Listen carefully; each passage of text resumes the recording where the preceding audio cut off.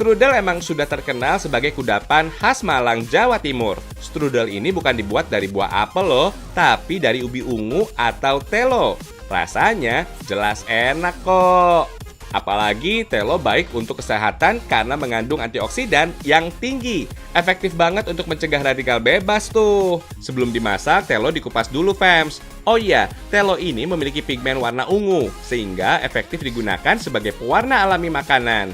Pigmen yang mengandung antosianin pada telo ungu bisa juga didapatkan dari buah lainnya, misalnya ceri hitam dan beberapa jenis anggur. Katanya sih pigmen dari telo ungu ini juga mampu menghasilkan warna-warna alami lainnya seperti merah dan pink dengan rasa yang relatif netral. Jadi nggak akan merusak rasa makanan. Selanjutnya kukus telo sekitar 1 jam. Nutrisi telo, fams, ternyata lebih baik dari kentang tuh.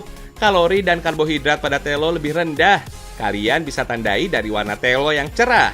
Untuk kulit strudelnya, semua bahan dicampur ya. Aduk sampai teksturnya kalis deh.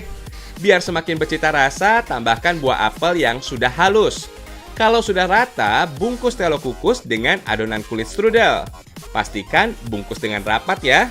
Oh iya, strudel sebenarnya sejenis pastry berlapis yang diberi aneka manisan buah. Kudapan ini diperkirakan populer pada abad ke-18 saat Kekaisaran Habsburg.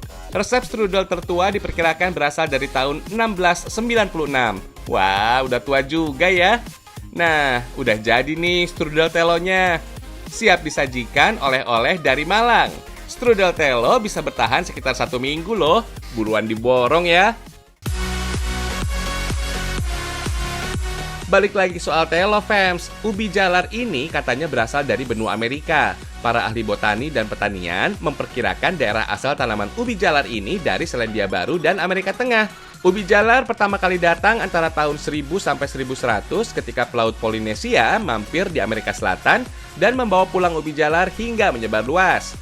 Kisah ini menggambarkan bagaimana ubi jalar melintas lautan, fams, menuju negara beriklim tropis pada abad ke-16. Katanya sih orang Spanyol lah yang menyebarkan ubi jalar ke kawasan Asia, terutama ke Filipina, Jepang, dan Indonesia. Di Indonesia, ubi jalar populer pada zaman penjajahan Belanda. Saat itu, ubi menjadi penganan penting sebagai pengganti beras atau nasi. Maklum, saat itu beras sangat sulit diperoleh. Fams, suhu ideal bagi tanaman ubi jalar sekitar 21 hingga 27 derajat Celcius dengan penyinaran matahari sekitar 11 sampai 12 jam sehari.